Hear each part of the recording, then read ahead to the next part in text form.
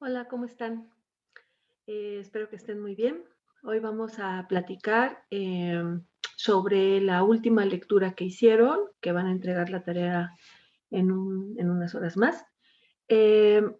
de un texto escrito por Adam Cooper, que está incluido en este libro, Cultura, pues se ve al revés, ¿no? La versión de los antropólogos.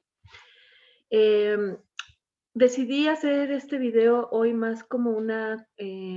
plática que como una presentación formal, porque me parecía importante, sobre todo, plantear en términos generales eh, lo que Cooper nos comparte y me esperé hasta este momento para hacerlo, un poco porque me parecía que en los trabajos anteriores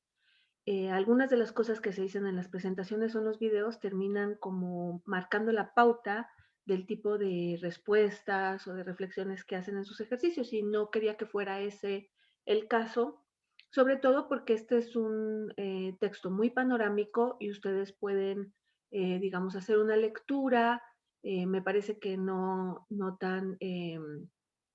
complicado el texto para seguir, sobre todo a partir de las lecturas que ya hemos hecho antes. Y ustedes pueden hacer una lectura muy libre de esta, ahora sí que de la versión de Adam Cooper sobre la antropología norteamericana particularmente y sobre eh, el efecto que tuvo en la antropología norteamericana el concepto de cultura y cómo justamente ahora sí que la guerra de culturas, como diría el propio Adam Cooper en su introducción, termina por tener un efecto relativizante en la teoría antropológica norteamericana y sobre eso vamos a platicar un poco, lo vamos a platicar de manera muy abierta, muy general, más para dar contexto a la lectura que ustedes hicieron y para, pues no sé, subrayar algunas cosas, la forma en que yo lo leo y que ustedes puedan a partir de eso, pues, contrastar con la reflexión que ya hicieron de este texto, con las cosas que ustedes encontraron interesantes o importantes de remarcar. ¿Por qué estamos revisando estos textos de Adam Cooper? Bueno, primero porque Adam Cooper es un antropólogo sudafricano, se formó en Inglaterra, pero es sudafricano, y eso le da una mirada distinta a la forma en que él se aproxima a la antropología, aún habiendo estudiado en Cambridge, en uno de los centros de tradición antropológica hegemónico más importante. eh, Su historia particular y su mirada desde Sudáfrica pues va a tener un impacto en la forma en que mira y en que cuestiona justo cómo se ha narrado la historia de la antropología y justo el papel de algunos conceptos, como el propio concepto de cultura, en el desarrollo de la teoría antropológica y de los propios antropólogos. Y esto es muy importante porque lo que nos invita a pensar Adam Cooper y tal vez el sesgo que tiene este curso, sobre todo en esta segunda unidad, es la idea de que las teorías pues no pueden entenderse desconectadas de quienes las producen, de los contextos en los que se producen, de los diálogos a partir de los cuales surgen. Y en ese sentido,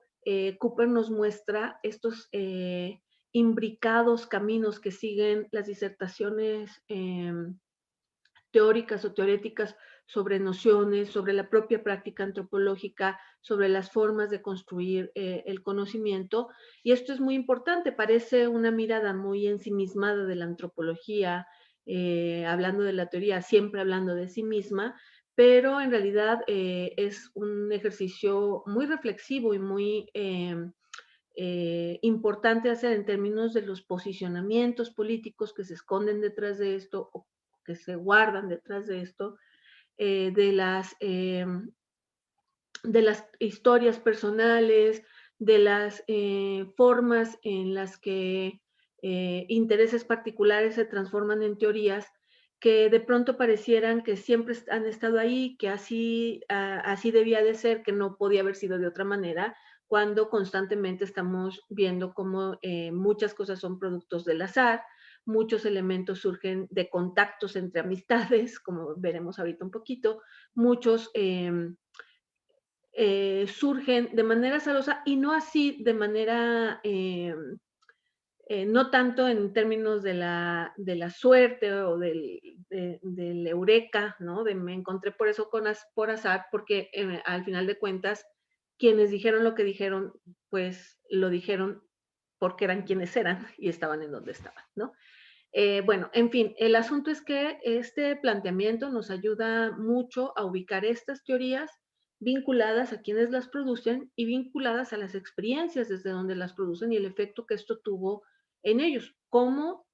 muchas veces una formación dentro de una escuela particular, dentro de una tradición intelectual específica, confrontada con una experiencia en trabajo de campo, con una experiencia particular, con distintos actores sociales en distintos momentos, va a tener un efecto importante. Lo vimos en el caso de Marshall Salins,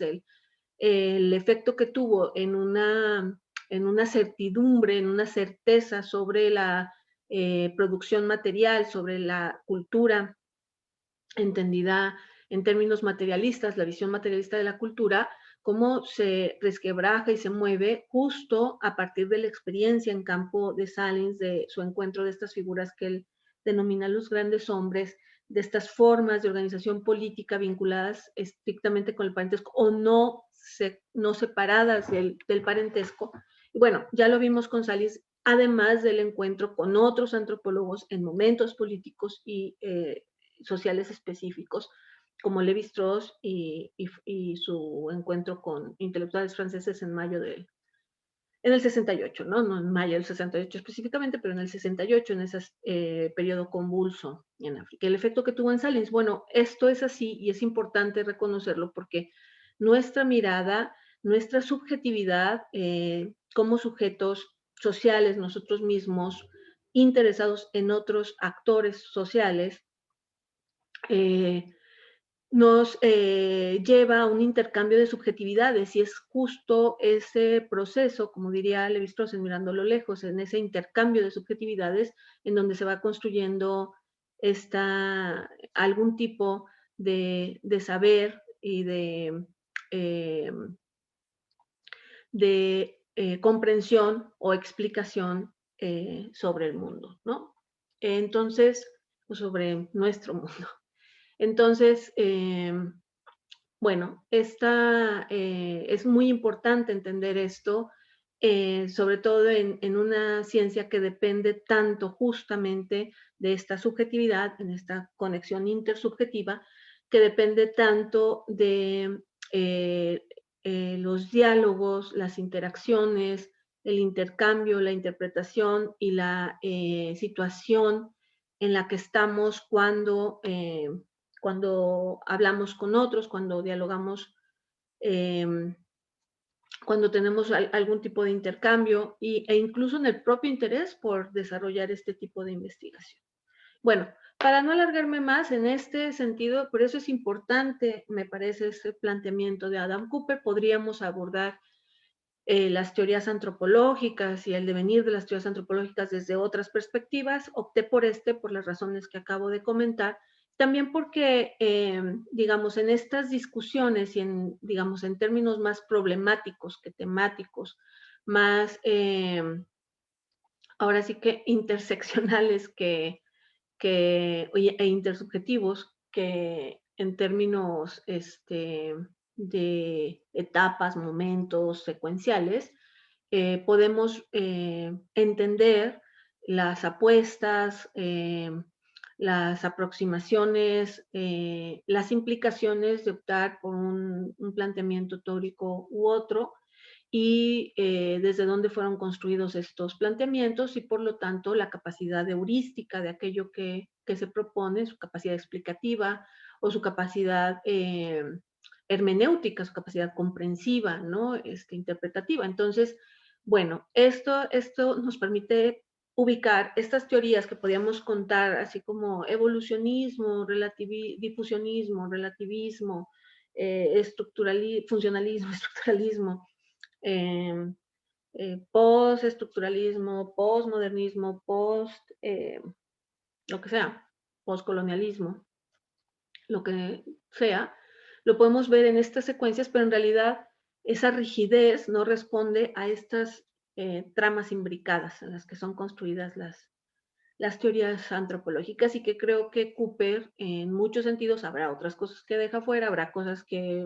digamos, lee de una manera muy particular, pero que nos muestra pues justamente cómo está imbricado este proceso, ¿no? Y bueno, para hablar de los relativismos en antropología, del relativismo cultural particularmente, del culturalismo, pero ya vinculado al relativismo, no al materialismo y al evolucionismo como vimos en el tema anterior. En este caso, bueno, pues opté por un artículo de este libro de Cultura, la versión de los antropólogos de Adam Cooper, en donde él ve el impacto que tuvo, digamos, las ciencias sociales. Él habla de la mirada de las ciencias sociales sobre la cultura, pero el impacto que tuvo, digamos, uno de los representantes más importantes de las ciencias sociales, sobre todo en Estados Unidos, pero en general, de la teoría social en general, que está Scott Parsons, en la definición del campo de estudio antropológico. Campo de estudio suena muy levistrosiano, pero bueno, de la definición del tema, ¿no? De estudio de la antropología. Y esta paradoja que provoca pensar que justamente haya sido desde la teoría social, desde las ciencias sociales, que se haya ubicado el tema propio de la antropología, que sería la cultura, pensando a la antropología como una rama de las ciencias sociales que se especializaría en el tema de la cultura para luego incorporarla en un ejercicio interdisciplinario en el análisis de los sistemas sociales. Y bueno, entonces este texto empieza hablando de la obra de Parsons, Talcott Parsons, tal vez lo vieron ya en teorías sociales, en otros temas, pues es como decía, un teórico social muy importante que va a jugar un papel muy relevante en la primera mitad del siglo XX, que venía arrastrando, como hemos visto en otras lecturas, sobre todo en la primera unidad, esta dicotomía que puede que siga vigente, más bien sigue vigente hasta nuestros días en muchos sentidos, entre las posturas materialistas y las posturas idealistas, entre las posturas, decía Schroeder, iluministas y las posturas románticas, ¿no? Que vincula, como pueden ver, la tradición ilustrada, materialista, encabezada generalmente por visiones universalistas al estilo francés, también muchas veces reproducida en las teorías ilustradas y materialistas norteamericanas, y reproducida esta búsqueda del universalismo también en la tradición británica, bueno, que se refleja en distintas posturas positivistas. Algunos añadirían al universalismo, a la ilustración, pues por supuesto el positivismo y la búsqueda de, digamos, utilitarista de explicaciones para generar leyes para luego traducirse en algo específico, ¿no? Frente a posturas de corte más humanista, idealista, románticos, con énfasis en lo particular, con énfasis en las diferencias, en las tradiciones específicas, en el Volgeist, el espíritu de los pueblos, en, o el Geist, ¿no? El alma, el espíritu, en estas particularidades, ¿no? Estas tensiones que se venían dando entre distintas posturas y que Parsons considera que se podían conciliar, es decir, que se podía trazar una ciencia social que tuviera elementos, particularmente enfático al retomar los estudios weberianos y la tradición alemana, particularmente enfáticos en eso, que se pudieran, digamos, también vincular a estudios sistemáticos, a estudios positivos sobre lo social, retomando también, pues por supuesto, las propuestas de Durkheim y de otros autores que Parsons consideraba que podía encontrarse un mecanismo para integrar lo que aportaba una visión humanista, idealista, y lo que aportaba una visión utilitarista o positivista, eh, desde la visión más idealista, incorporar elementos positivos para consolidar un nuevo tipo de ciencia, una ciencia social pensada en términos de sistemas, y de ahí su obra más importante, que son el sistema social, donde Parsons trata de pensar a las sociedades en términos muy orgánicos, como organismos que conforme van creciendo, se van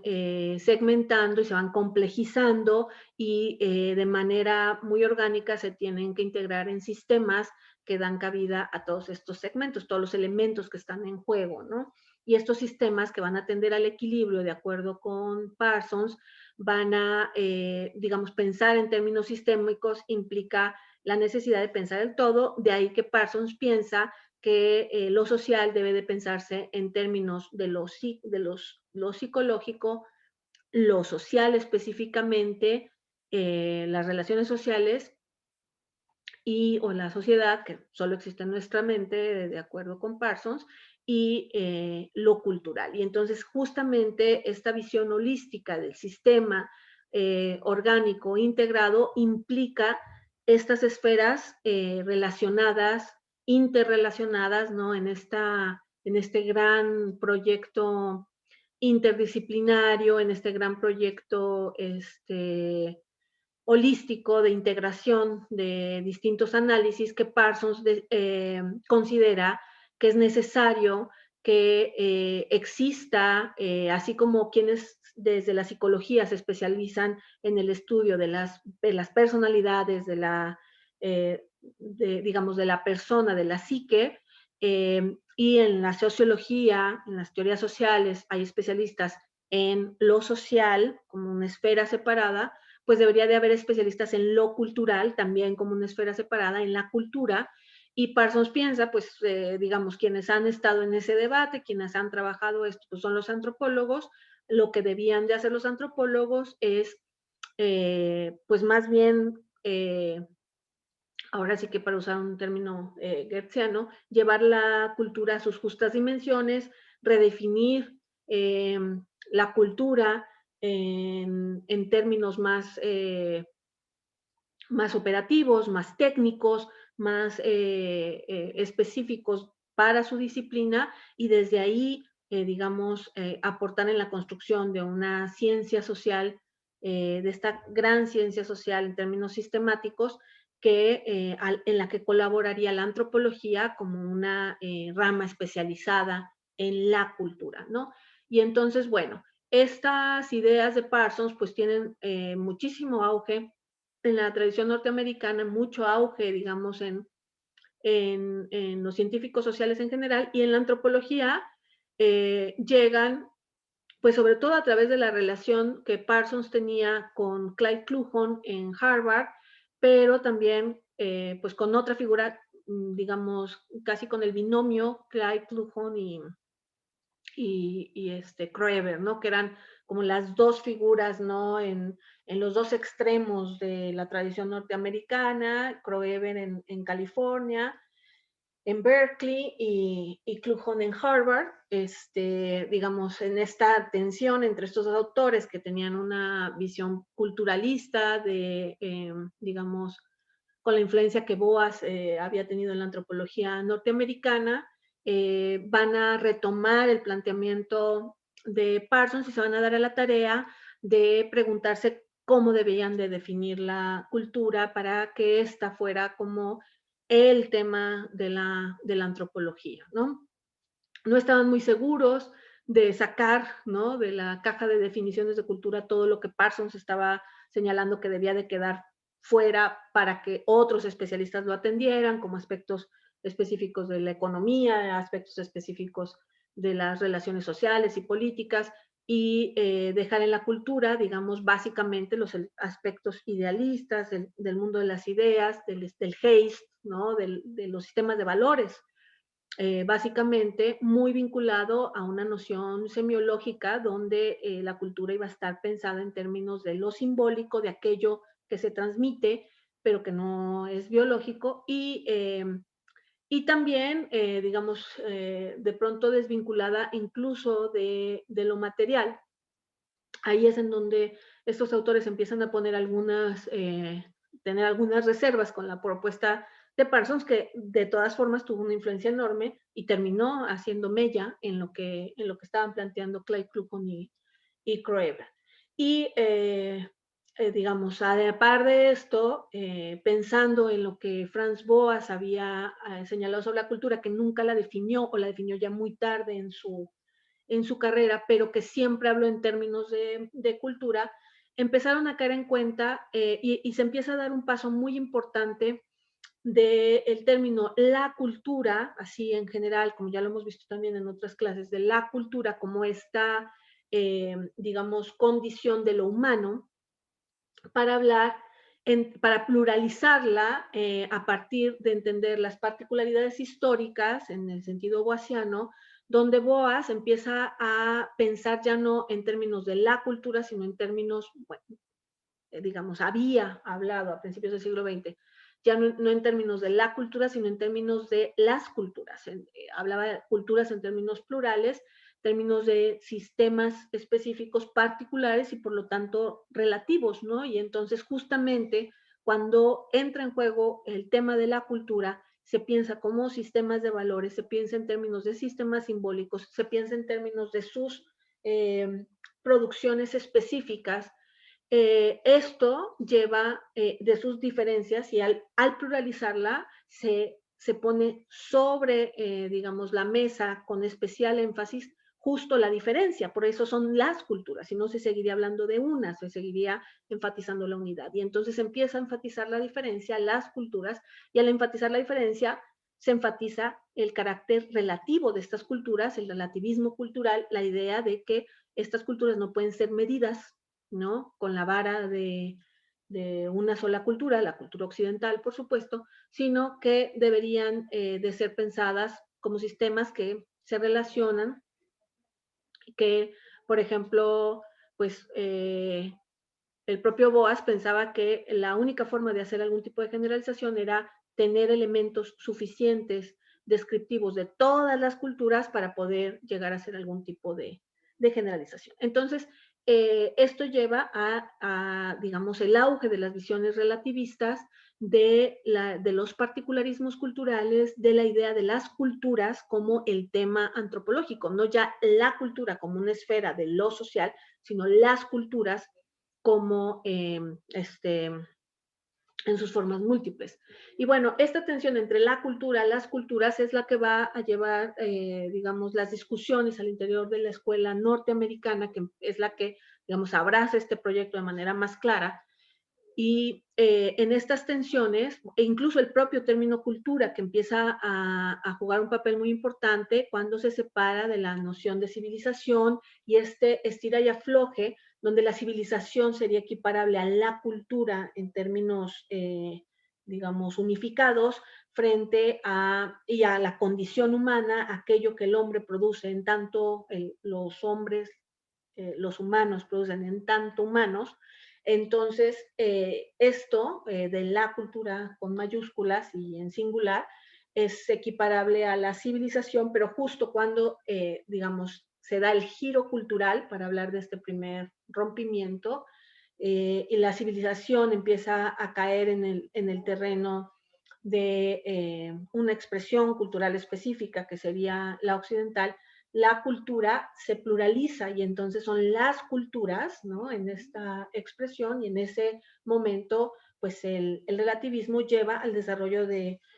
una serie de teorías, sobre todo de la mano de los alumnos descritos en este texto como los brillantes alumnos de Franz Boas, que efectivamente eran bastante brillantes, ¿no? Ruth Benedict, Ralph Linton, Margaret Mead y Sapir, ¿no? Que van a, sobre todo, Benedict, Sapir y Margaret Mead van a tener ahí un triángulo muy interesante. están estos autores, pero a la par de estos autores hay otros que no están mencionados aquí, que es muy interesante, ¿no? Lo que, lo que ellos fueron haciendo, digamos, de manera más marginal a esta discusión como más hegemónica, eh,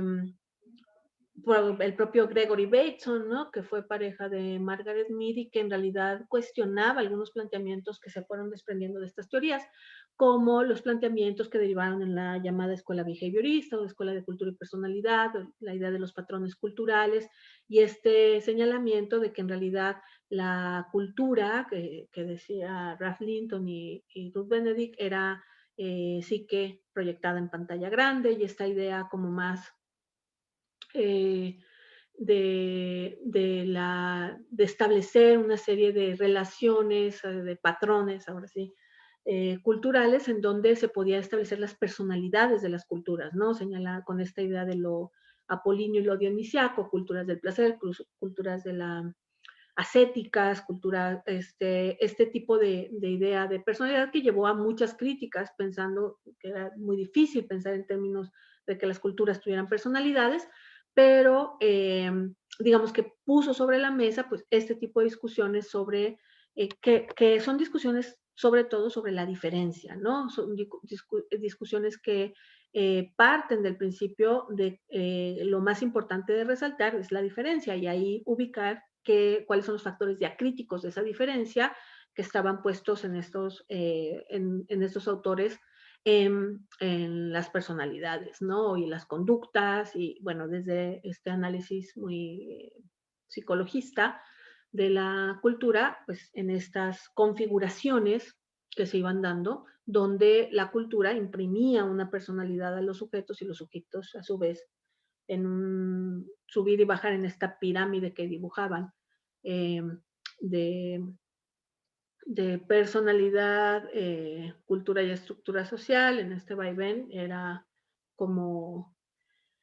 bueno, la influencia, ¿no? Que había en estos elementos. Entonces, bueno, no me voy a detener mucho en ello, pero bueno, estaban estas discusiones y, digamos, seguían eh, antropólogos, los decanos de la antropología norteamericana, Kluckhohn y Kroeber, debatiendo, ¿no? Sobre qué implicaba dejar fuera otros elementos, sobre todo ellos que habían estado en discusiones, Kroeber, por ejemplo, en el desarrollo de la idea de las áreas culturales,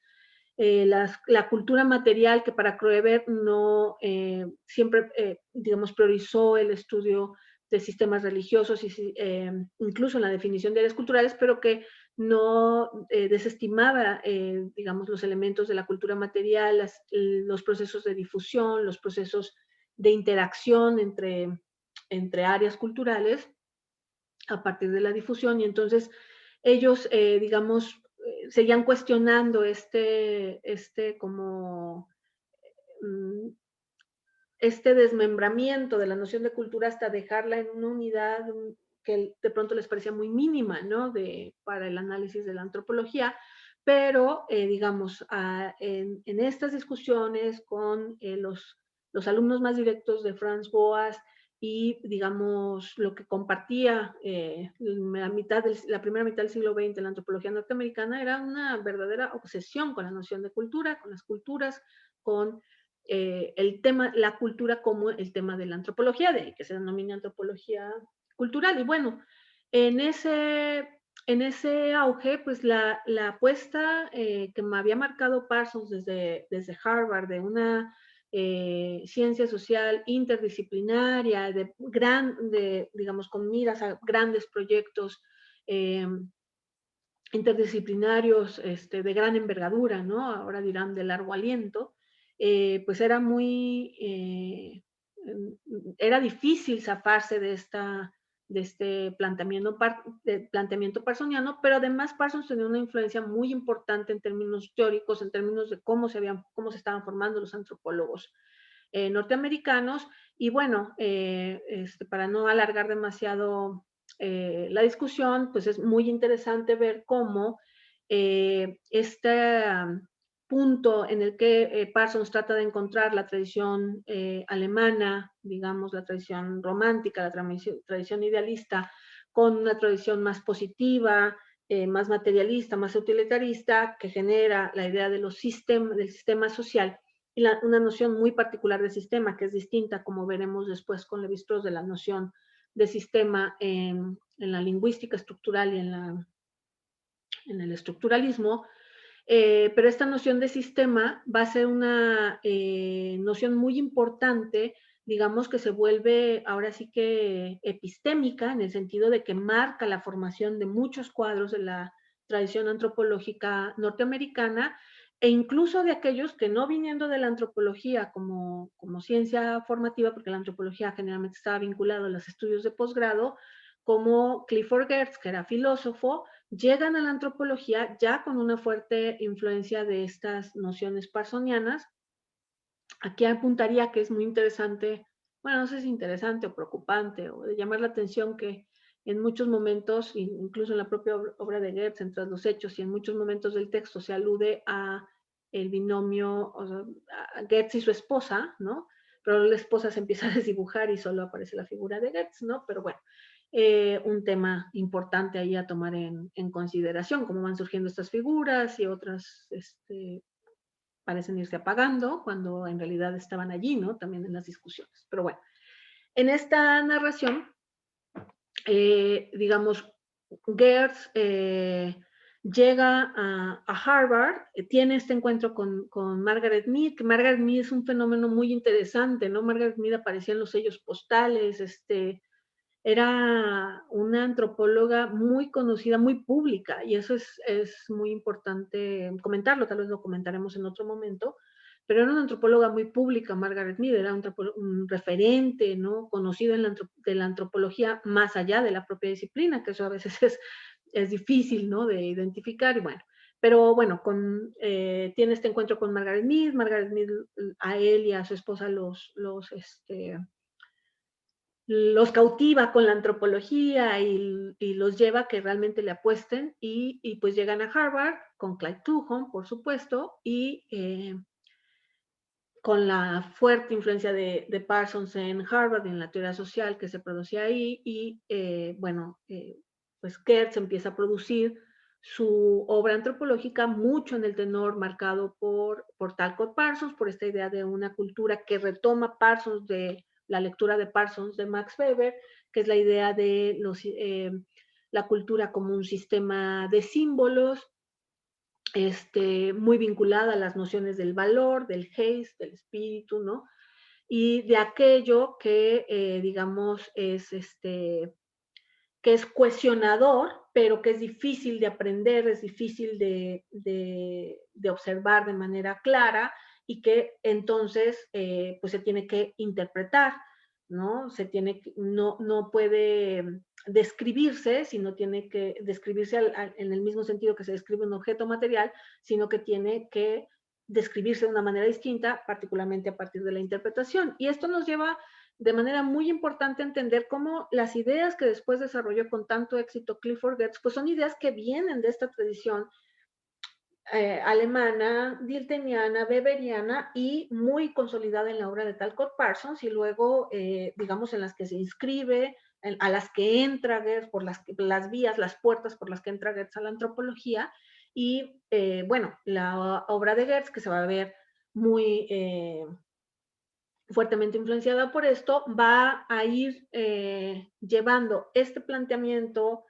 de Parsons hasta un límite en el que termina por dar otro giro, ¿no? Y bueno, junto con Geertz también está David Schneider, desde los estudios del parentesco, que son un tema interesantísimo, que no nos daría tiempo ahorita de abordar, pero que sería muy interesante, porque David Schneider es todavía pues desde algunos puntos de vista mucho más radical, en el sentido de que en realidad las normas no tendrían un lugar en estos estudios, ¿no? Las normas son de otro orden y bueno, el asunto es que para poder visualizar esto, vemos cómo en estos planteamientos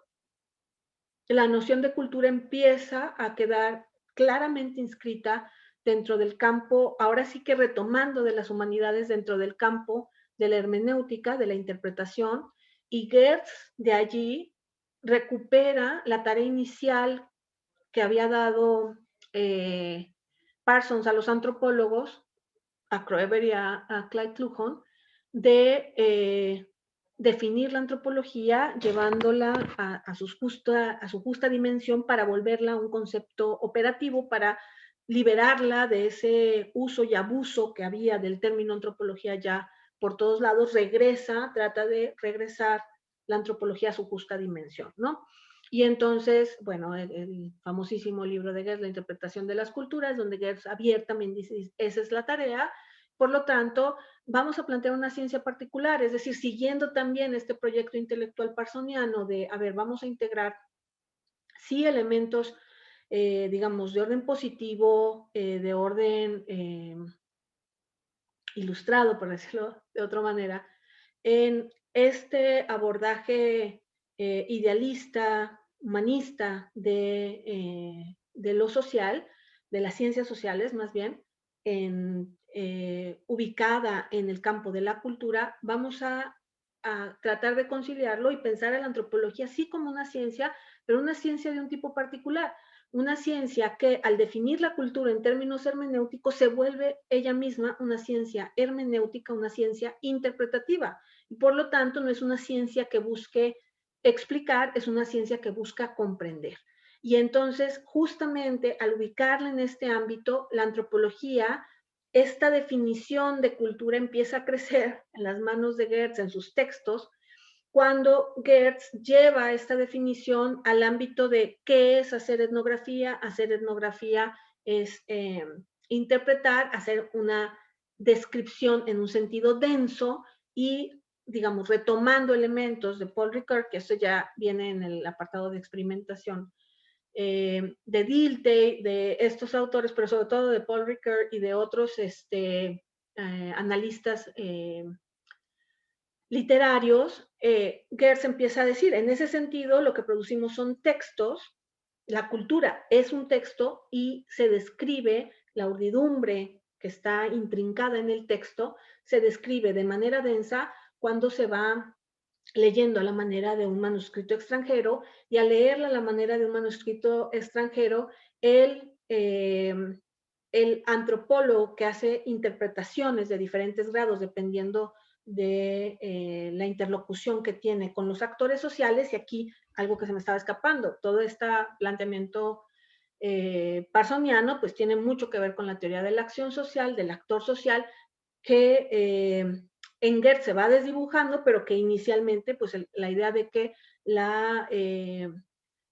cultura es pública, de Geertz, es la idea de que la cultura está, digamos, es vista en la acción social, es producida, los significados en la acción social, y entonces esos significados se interpretan al describir la acción social como un texto, a la manera de un texto, de un manuscrito, y se producen esas descripciones en un texto. Y entonces el ejercicio antropológico es un ejercicio muy cercano a la literatura, tanto al análisis literario como a la producción. Es una producción literaria, las etnografías son literatura, y entonces el énfasis va a estar puesto menos cada vez en la acción social, más en el simbolismo, en el carácter eh, eh, semiológico de la cultura, y en ese sentido en la necesidad de interpretar, en este énfasis hermenéutico, va a darse en la obra de Geertz, que viene de esta tradición, que se inscribe en esta urdidumbre de teorías antropológicas, un giro simbólico. Y ese giro simbólico va a llevar a, digamos, un nuevo momento de esta tarea que se da la antropología de pensar la cultura en marcos autocontenidos, en las culturas, en estos marcos autocontenidos que deben de entenderse como textos, que estos textos como manuscritos extranjeros que se van leyendo, que se van, digamos, desmembrando para luego volverse a entretejer, y que ubica a la antropología más en el ámbito o muy cercana o muy abiertamente en el ámbito de la literatura, en el ámbito de la ficción, en el sentido de que lo que hacemos es una construcción a partir de interpretaciones, y entonces cuestionamiento muy profundo de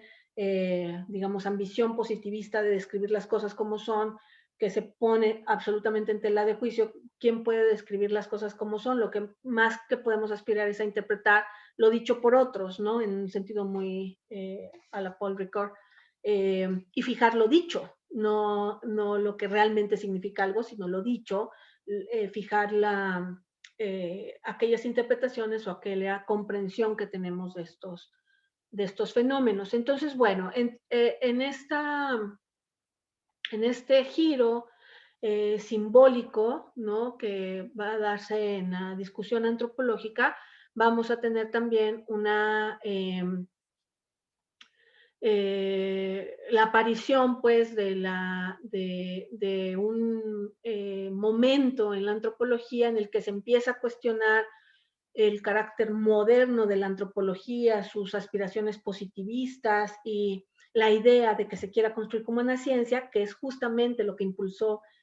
que orilló a la definición de la noción de cultura en el espíritu parsoniano de lo que quería lograrse, se empieza a cuestionar y entonces empiezan a trazar como dos formas de leer la obra de Goetz, por un el distanciamiento de una dimensión más política, más vinculada a problemáticas sociales y a la comprensión de fenómenos en un contexto más amplio de relaciones sociales y políticas y económicas que parecen desdibujarse cuando se está haciendo una descripción. Y por otro, la vía en la que Goetz marca la pauta para el desarrollo de propuestas postmodernas que quieren llevar la idea de la antropología como literatura hasta sus últimos límites, hasta sus límites, ¿no? Explorar esa vía. Y entonces Goetz, él mismo en Tras los Hechos, señala, bueno, yo no soy un postmoderno, no se ubica como un postmoderno, pero sí dice, soy un anti-postmoderno, es decir, soy anti-postmodernos, ¿no? Es decir, coquetea o advierte cómo su obra tuvo un efecto importante en el desarrollo de la antropología postmoderna que luego va a llevar a los estudios culturales. Y bueno, lo veremos eso con más detalle en la siguiente unidad, pero ahorita este es el tránsito del que quería hablar, que el que quería platicar con ustedes a partir de la lectura que ustedes hicieron, ¿no? Que va desde la versión de las ciencias sociales de la cultura hasta el primer apartado del capítulo experimentos, que es el impacto de Gers, porque de ahí retomaremos en la siguiente unidad, en los post, que fue lo que sucedió. Y bueno, hasta ahí lo dejaría yo, le quería platicarlo, lo quería platicar ahora sí que a posteriori de su lectura. Tal vez ustedes podrían,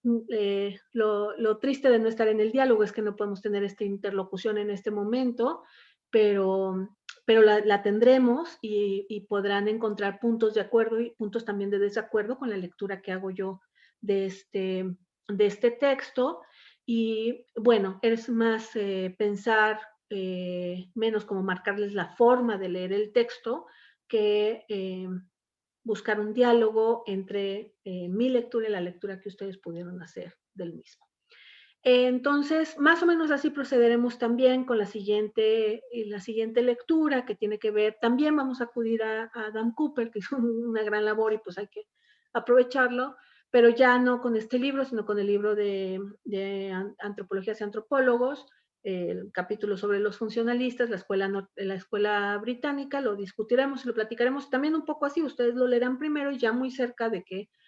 ya probablemente habiendo elaborado la tarea y tal, yo haré mi comentario para que ustedes puedan contrastarlo, pero no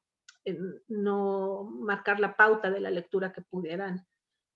hacer ustedes, ¿no? Y eso permitirá mayor diálogo. Cuando vayamos a la lectura de Levi-Strauss, que es lo que sigue, ahí trabajaremos de una manera un poco distinta, regresaremos al cuestionario y la explicación, más por puntualizar algunas cosas que nos ayudarán en las siguientes unidades. Pero bueno, por lo pronto, hasta ahí lo dejo y bueno, que estén muy bien. Saludos.